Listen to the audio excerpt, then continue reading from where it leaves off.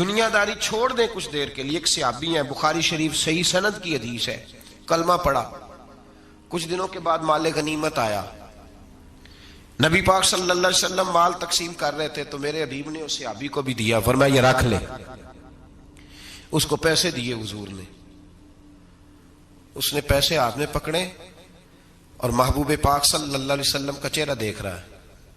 پتہ کیا لفظ اس کی زبان پہ آئے؟ کہنے لگے یا رسول اللہ میں نے اس لیے کلمہ تو نہیں پڑھا تھا میں پیسے لوں گا. حالانکہ تالیف قلب حصہ اسلام کا، جو بندہ نیا کلمہ پڑھتا تھا اس کو کچھ نہ کچھ دیا جاتا تھا چونکہ اس کی برادری چھوڑ جاتی. کہنے لگے حضور اس لیے تو کلمہ نہیں پڑھا تھا کہ پیسے آئیں گے. نبی پاک نے فرمایا کس لیے پڑھا تھا؟ کہا یا رسول اللہ میں نے تو اس لیے پڑھا تھا کہ آپ مجھے جہاد میں لے جائیں گے اور میں آپ کے نام پر اپنی جان قربان کر دوں گا. میں نے کچھ لینے کے لیے نہیں، جان دینے کے لیے کلمہ پڑھا تھا. تو حضور میرے لیے مہربانی فرمائیں، مجھے آپ یہ دنیا داری ہی دنیا داری، مال ہی مال. حضرت میاں شیر محمد شرف پوری رحمت اللہ علیہ کی وہ بات میرے دل کو چھو جاتی ہے.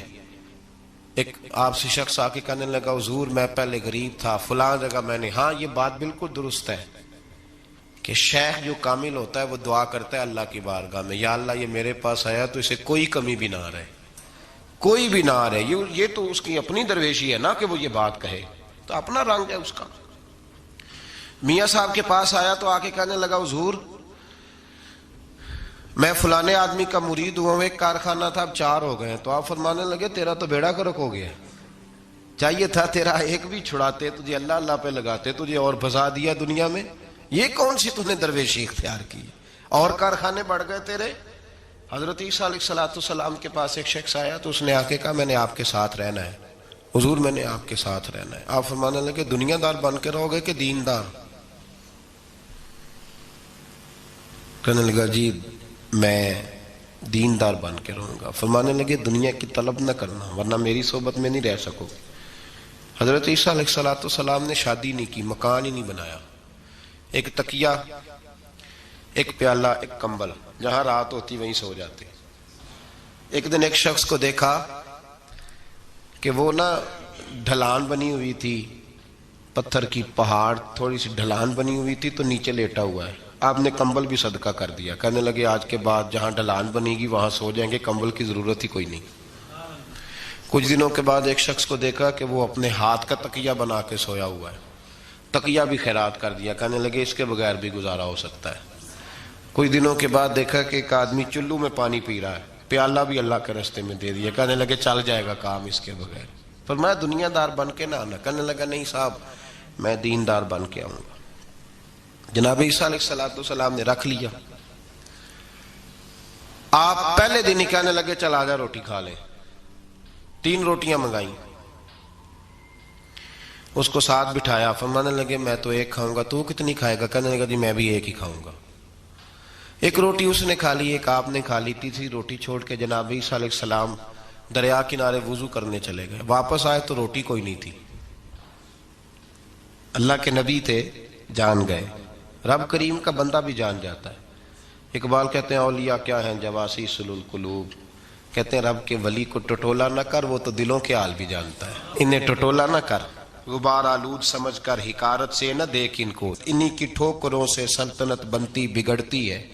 اور اقبال کہتے ہیں نہ تیغ و تیر میں نہ لشکر و سپاہ میں، نہ تیغ و تیر میں نہ لشکر و سپاہ میں. کہتے ہیں نہ تلوار میں نہ تیر میں نہ لشکر میں نہ فوجوں میں، نہ تیغ و تیر میں نہ لشکر و سپاہ میں ہے جو بات مرد کلندر کی بارگاہ میں ہے، جو بات مرد کلندر کی بارگاہ میں. تیسری روٹی کدھر ہے؟ کہنے لگا حضور مجھے نہیں پتا. فرمانے لگے تجھے پتا ہے پر تو بتا نہیں رہا. کہنے لگا مجھے تیسری روٹی کا پتا.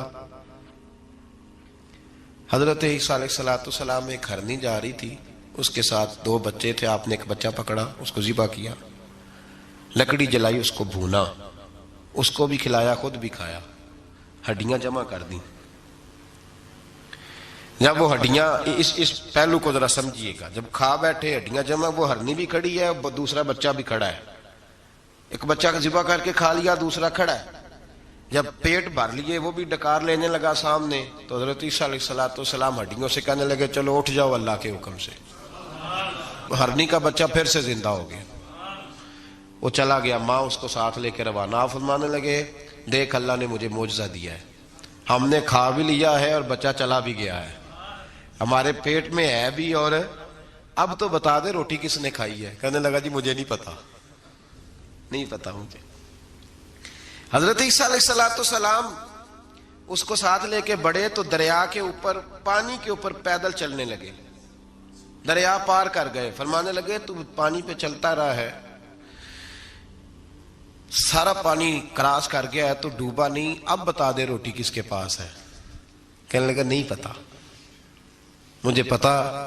اللہ اکبر، وہ کیا خوب لفظ کہہ گئے سجادہ نشین حضرت پیر میر علی شاہ صاحب رحمت اللہ علیہ، بے قدراں کچھ قدر نہ جاتی، کھیتی خوب تسلی ہو، اے دنیا دار پجاری زردے کتیاں دے گل ٹلی ہو۔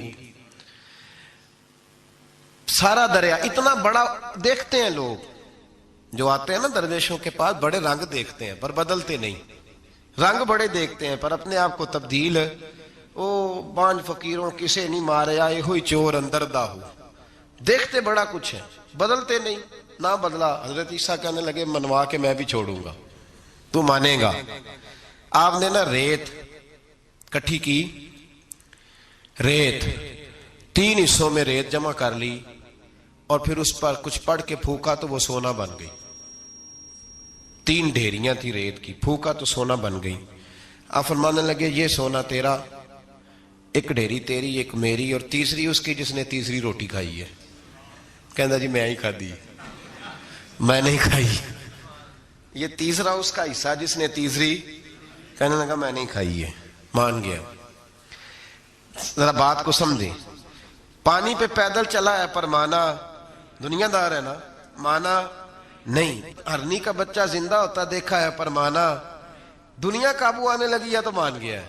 کہنے لگا جی میں نہیں کھائی ہے۔ فرمایا او بھلے مانس، تجھے کہا تھا دنیا داری نہ کرنا، تجھے جناب عیسیٰ کی صحبت ملے گی، پر تو ایک روٹی پہ رہ گیا یار۔ کہاں دنیا دار پجاری زردے کتیاں دے گل ٹلی ہو، کہاں رہ گیا تھا۔ حضرت میاں محمد بخش صاحب رحمت اللہ تعالیٰ علیہ کو ایک شخص لے گیا ٹانگے پہ بٹھا کے، ٹانگے پہ۔ غلام رسول مہر صاحب نے لکھا ہے کہ وہ ٹانگے پہ بٹھا کے لے گیا اور لے جا کے نا تو میاں صاحب جی حضور یہ زمین بھی میری ہے، یہ بھی میری ہے، وہ بھی میری ہے، یہ بھی میری ہے، بڑی اس نے تفصیل سنائی۔ تو میاں صاحب فرمانے لگے بس کر یار، میں بڑی دیر سے سن رہا ہوں کہ تیرا بڑا کچھ ہے، بس کر۔ کہنے لگا حضور نہیں، یہ بھی تو میں نے تھوڑی دکھائی ہے، اور بھی میرے پاس بڑا کچھ ہے۔ تو آپ فرمانے لگے یہ بتا تجھ سے پہلے کس کے پاس تھا؟ چپ کر گیا۔ فرمایا اس سے پہلے کس کے پاس تھا؟ چپ کر گیا۔